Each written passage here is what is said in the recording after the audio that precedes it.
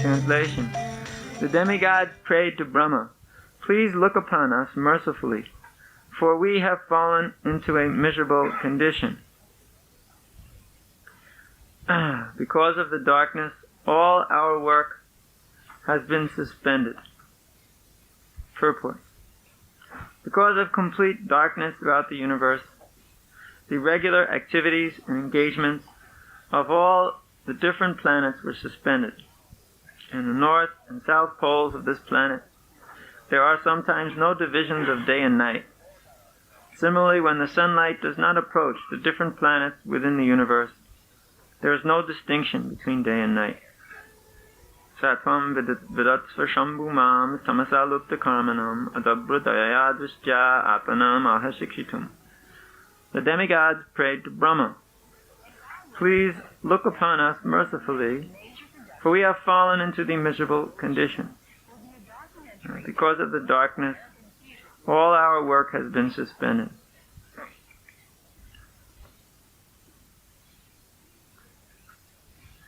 So, we have the situation whereby the demigods are very much disturbed due to the fact that there is no sunlight anymore in the universe, because the universe has become choked up due to the influence of the progeny or the embryo within the womb of deity.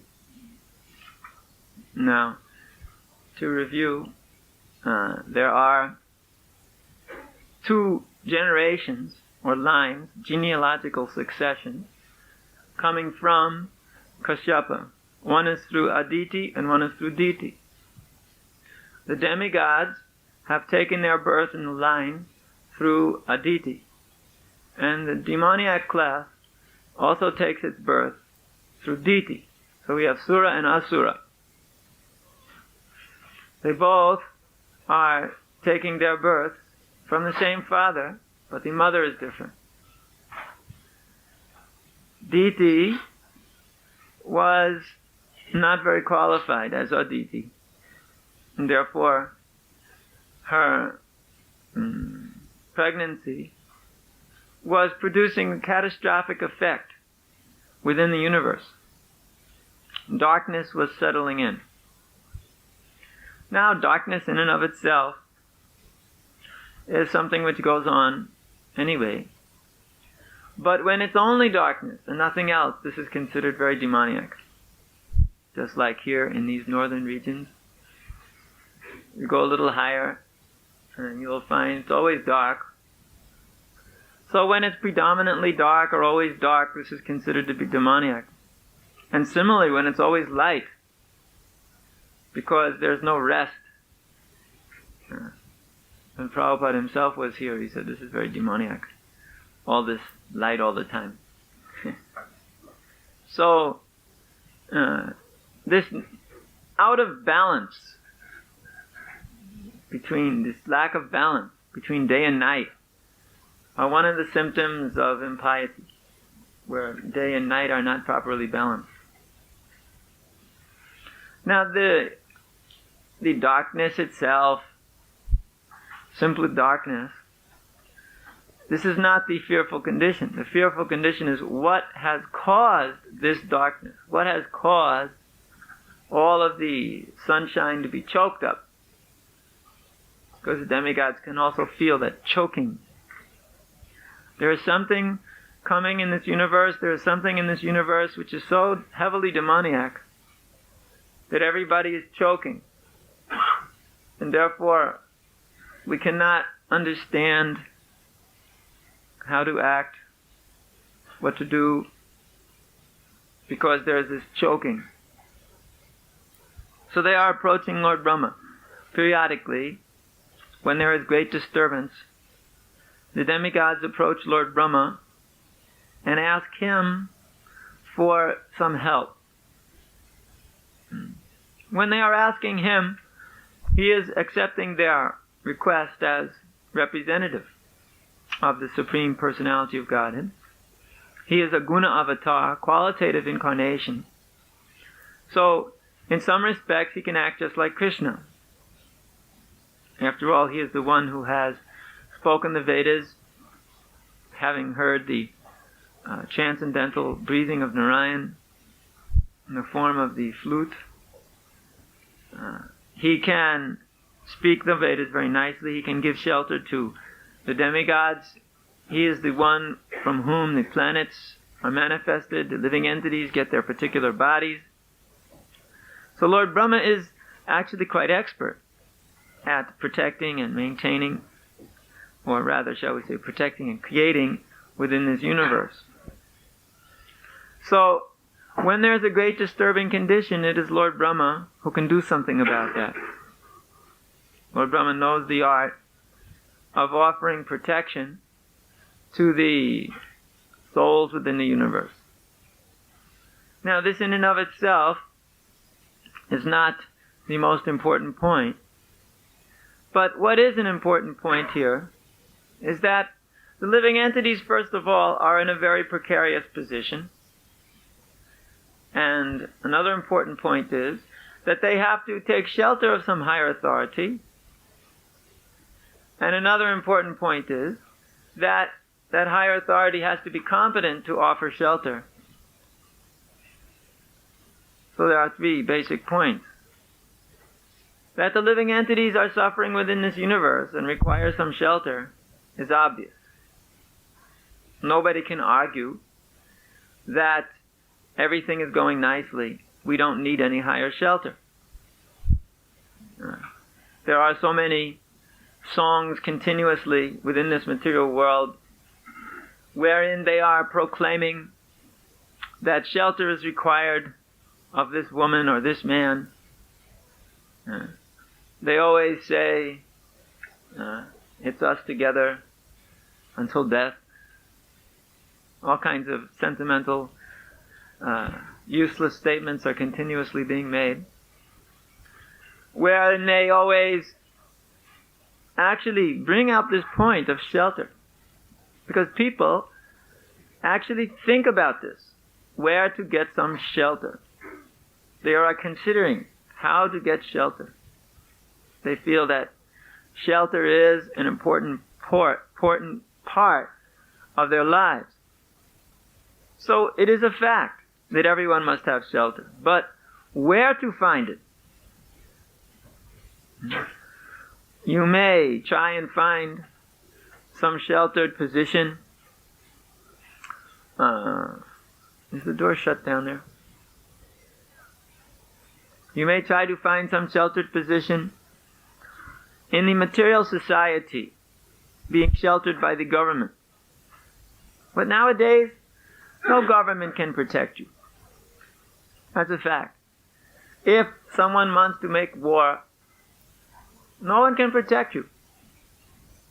Just like you would think in any intelligent society nowadays, there would be so much protection of the head of state. But if somebody wants to kill the head of state, he can do so without that much difficulty. Yeah. Nowadays, there's so many guns, just bang, bang, you're finished. Yeah. Who's going to protect you from that? Even if one has many bodyguards. Yeah, just like when they shot the president. So many bodyguards were there in America. So many times they shoot the president and others. So many bodyguards are there. All over the place. But somebody just has a nice rifle and boom, finished. Who's going to protect you? And what to speak of some political assassination? If they want to just send over a rocket, whoever it is, boom, you're blown up. Nobody can stop it. Or maybe one or two rockets can get shot down from the sky. Maybe. But the rest of them get through, don't worry. And boom, you're all blown up. Who can actually protect us? Yeah. Just like these security searches at the airport, where they put your bag through the x-ray machine. And some spaced out lady is looking at it. Couldn't care less what she's looking at. Or checking out what kind of cosmetics are in the women's bags. And they're not looking. It's like that bomb in England. It went through all of the normal security checks without a single problem. And it was only because the Israelis are super paranoid they found it. Would have blown the plane up. So, who's going to protect you? Even you hire a whole crew of security men. They will not protect you. Just like in our Mayapur. We hire so many guards because the dacoits come. Because they think there's a lot of money there. So we hire guards and we give them big guns. And the police are living there too. And when the dacoits come, where are the police? You cannot find them. They have just gone somewhere. Where are your guards? Hiding in the bathroom, locked up. With the gun. It's always like this. Whenever you require some safety or protection from somebody in the material world, they don't give it. In the Bhagavatam, it says, Deha pacha kalachadishu atmasaineshu asatsuapi tesham pramata nidanam pushanapina pashati. People, they think I'll take shelter, first of all, with my body. Very strong body. Big muscles. Knows how to chop in 10 different ways. People nowadays, they go to school to learn how to chop. Chop with the hands, chop with the feet. Stick your fingers through the wall. They think this is very good. Now we are very strong and can protect ourselves. But then somebody comes with a gun and shoots you from 10 feet away. What are you going to do? It's always like that. The best choppers are always finished in another way. So, Deha, or somebody thinks with my big intelligence, I'll protect myself. Big millionaire. Howard Hughes with his big brain. Expert at all kinds of material affairs, piles of money. Made rooms which were totally hygienic. Food carried in on a conveyor belt. Sterilized by microwaves before it even got there. Everything so perfectly pure. He still got cancer and other things and died on an airplane on his way to Mexico to get an operation. And in this way, life goes on. Deha, that cannot save you. Mind, intelligence, body. Nothing can save us in that way. Apacha. Then there's also the children. Because sometimes people think if we have just a lot of children, they'll protect us. But actually, children do not care too much about the old parents. They're just basically waiting for them to die so they can get rid of them. And then they can enjoy all the inheritance. So, actually, children are not very interested in maintaining parents. In fact, children think, why don't the parents maintain me? But we're thinking foolishly, yes, our children will protect us. And what happens? They all go away to different parts of the world and leave us in an old age home to rot. Deha pacha. Kalacha, and my most beautiful wife, loving and devoted, who speaks such nice words, pleasing in the ear. Oh dearest, you are the greatest. Everybody else stinks but you. Nobody understands your great qualities. Nobody understands how wonderful you are. But I understand and I appreciate you. And then you think, somebody with intelligence. Finally I have found someone who knows actually what is right. Friends, they are the same. But when there is a trouble, when there is a disturbance, who are the first ones to leave you? Friends, family. It's like when you are all out of money, you've got no more money, no more way to protect you, and no way to give sense gratification to the family members. Who are the first ones to leave you? The family members and the friends. That's one of the number one causes of divorce. He could not support me anymore. Couldn't supply me with money. Couldn't supply us with things. And in fact, Prabhupada says this is one of the best ways in which one can develop detachment from the family situation. Because Krishna takes away all your money. And then immediately your friends and family reject you. Takes only a few years of not having money, and then you are considered to be useless, a useless bum. And then they all reject you. Not completely, because they're thinking sometimes maybe, well, he'll see that we're rejecting him, and maybe. But if they see you don't make money and then you don't care that they reject you, then boom, finished. They'll go find somebody else to take money from. Adishu. And there are so many other things which we think will protect us. Like we think our houses will protect us. But there are so many causes of destruction for houses. We think that our scientific advancement, medical knowledge, this will protect us. And then we find that more people are killed by hospitals than are saved by hospitals. Yeah. You can read some horror stories about they leave scissors in your stomach after the operation.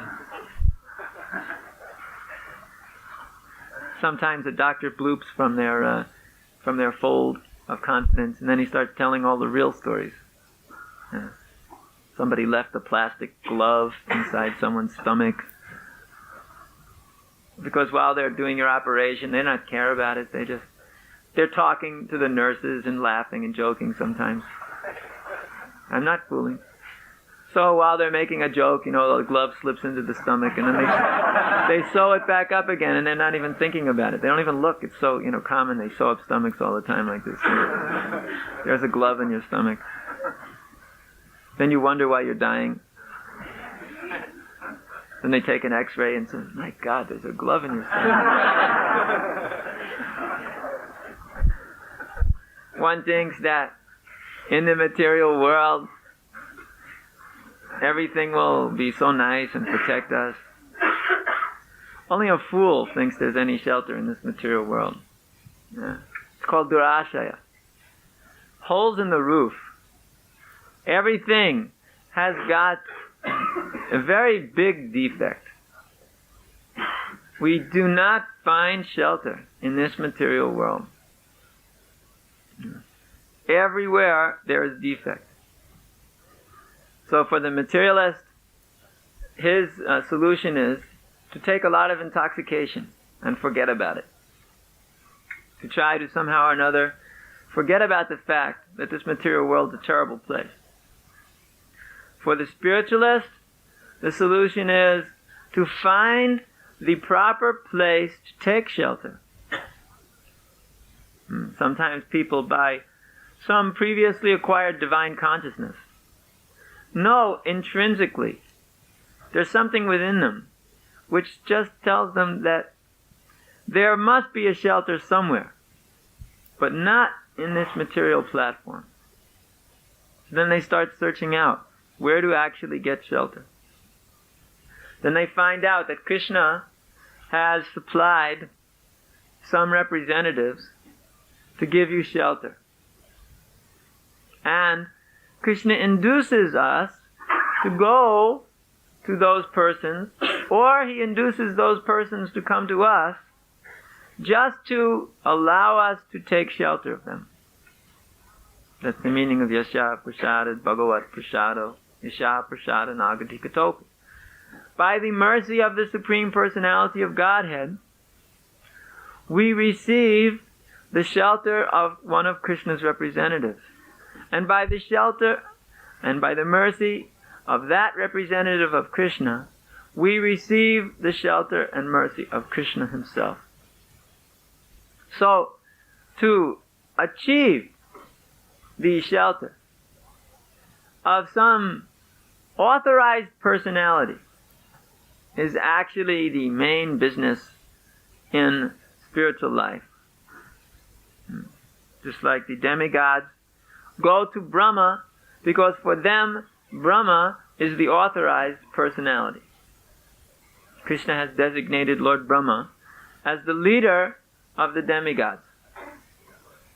He's the original demigod in the universe. He's the source of all the other demigods.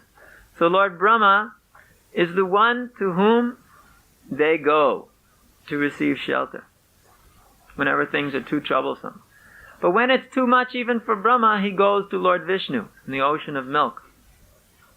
And he requests Lord Vishnu to kindly interfere in this situation because it's over his head. Lord Brahma's no fool. He knows his limitations. Actually, that's one of the symptoms of an intelligent person. He knows his limits. You would think that knowing what you can do, this is intelligence. But actually, real intelligence is to know what you can't do, because that automatically includes what you can do. Then you won't try and do what you can't do. You won't try and do something beyond your capacity, which generally causes one to fall flat on his face. So, one has to learn the art of doing things according to his capacity, and when things are over his capacity, then surrendering to some personality who can accomplish such things. That is why spiritual master is there, to give us some guidance and shelter when we try and accomplish this very great endeavor of becoming Krishna conscious, which is over our heads. It is really very transcendental, difficult activity to perform. Therefore, we surrender to spiritual master and request him to kindly give us the knowledge, give us the strength, give us the ability to understand what is right, to understand what is wrong, and to act according to the requirement to go back home, back to Godhead. And this means that we ask for good instruction, then we get good instruction, and we follow good instruction. This means taking shelter. You request the instruction submissively. Paripushnena. Humble and submissive request. Kindly enlighten me. Then when we receive the instruction, we should take it very seriously and act on it immediately, or as quickly as we can. Sometimes instruction is given which will guide our whole life, and it may take some time to organize ourselves in such a way as to accomplish it. But the goal must be there, and we should never lose sight of the goal, and we should get the accomplishment done. But we have to work towards that immediately. As soon as the instruction is received, then the whole life should now be there to somehow fulfill that mission. And we should always be understanding what is the real goal of life. Actually, this is something which will give us great strength. Because sometimes we will ask for shelter because, I'm being agitated or disturbed by this or that thing. But we should remember the real goal of life is to remember always the lotus feet of the Lord and to render service to the Supreme, to develop our love for Krishna, and to always be fully devoted and surrendered to Krishna. Everything we give to Krishna. This is the real spiritual goal. But there is also the goal given by the spiritual master, which is the mission which is to be accomplished, which will also bring us to the goal of surrendering fully to Krishna. Just like when the spiritual master engages us in this preaching mission, he does it because he knows that's the best way for us to become Krishna conscious, by helping others to become Krishna conscious. And we will develop that love for Krishna automatically. It's called Kripa Siddhi. The perfection that comes by actually satisfying the spiritual master in Krishna. When we act in a very nice way to actually accomplish the purposes given to us, then we will automatically develop our love for Godhead. But when we are doing something else, or spacing out, then it will be very hard to develop love for Godhead. And so long as you are not developing your love for Godhead, you will be filled with various forms of material desires. So long as one is properly engaged, that doesn't mean just doing it like a robot. Sometimes devotees think that, all right, I've been given this engagement. I don't like it. I don't want to do it. But I'll do it anyway like a robot. But it doesn't bring you to the platform of love of Godhead. Robotic activities. Yeah. One actually has to surrender his life, his mind, his intelligence to performing the mission given by the spiritual master. Then it will be successful, no matter what happens. And it will reduce the enormous stock of material desires in the heart. But so long as we are acting whimsically, or we are not actually surrendered to the mission of the spiritual master, then the material nature will try to continuously seduce us away from that safe position and convince us that actually this mission is not very important, and that actually we should be engaged in satisfying our senses because that is the most important aspect of existence. And the material nature is very powerful and capable of convincing us of any nonsense. Therefore, the only shelter, the only security that exists is this one shelter at the lotus feet of the instructions and mission of the spiritual master, to somehow fulfill it with great enthusiasm and desire, determination, and strength. And then when we do like that, there is great possibility, all possibility, success will be attained. Otherwise, there is all possibility that there will be some tripping, stumbling, falling. We will not get the desired goal. So please kindly take up this mission for spreading Krishna consciousness movement and free oneself from the bondage of the material nature. This is our request. Develop love for Krishna. This is not very difficult to do. It is not that it is a great burden. And even if it is a burden of love. Something which is accepted with great enthusiasm. So let us go on carrying this mission in our hearts and never giving it up even for a moment. And then we'll actually be very, very satisfied. Harikesa.